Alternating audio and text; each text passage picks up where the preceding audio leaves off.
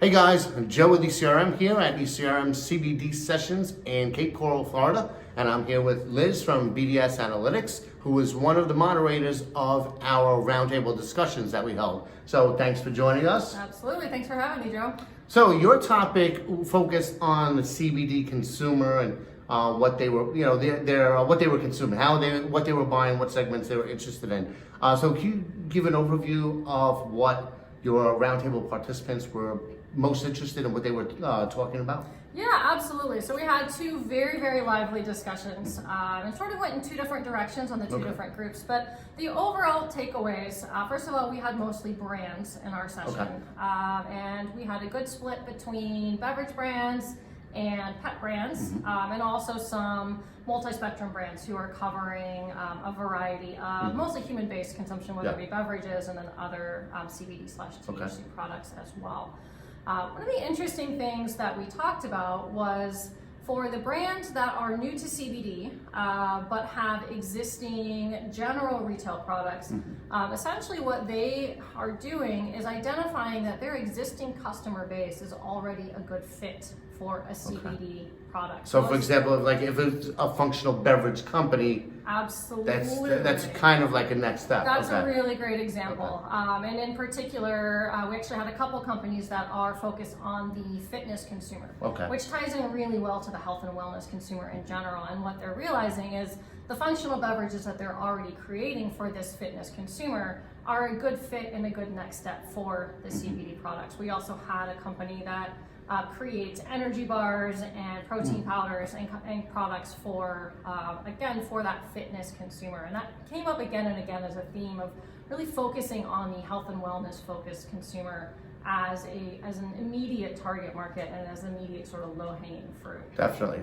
because they're already there. You mentioned something on the pet segment that was very interesting as far as boomers. Yeah, so this is fascinating because based on our research, we know that when you talk about overall pet ownership in the US, millennials and younger adults are actually more likely from a percentage basis to own pets.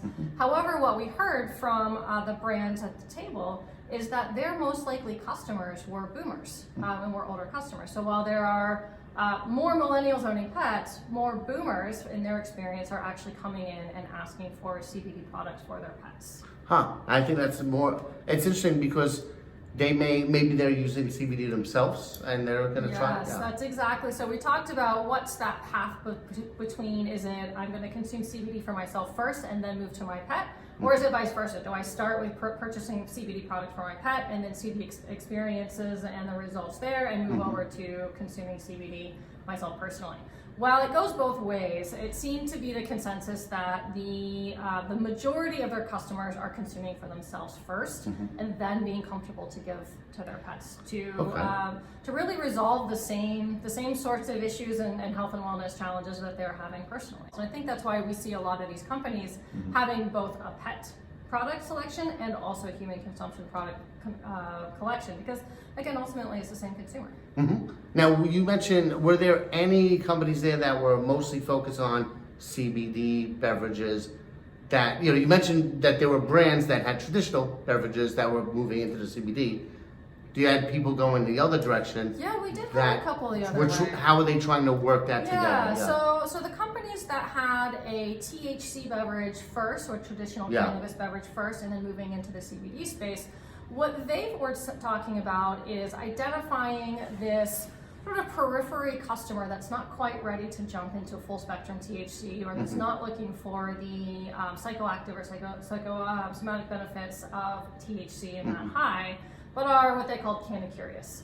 And CBD really helps to bridge that gap into experiencing the product, getting comfortable with the product. And there's also a channel lack of barriers as well. So where there's quite a large customer base for these particular brands, is that they weren't comfortable coming into a dispensary.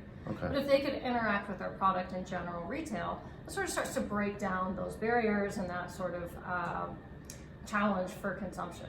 I like that term, canna curious. It makes sense. So, all right, great. Well, thanks again for your keynote and for moderating the panel. My pleasure. And again, bdsanalytics.com if everybody's interested. Great, thank you so much.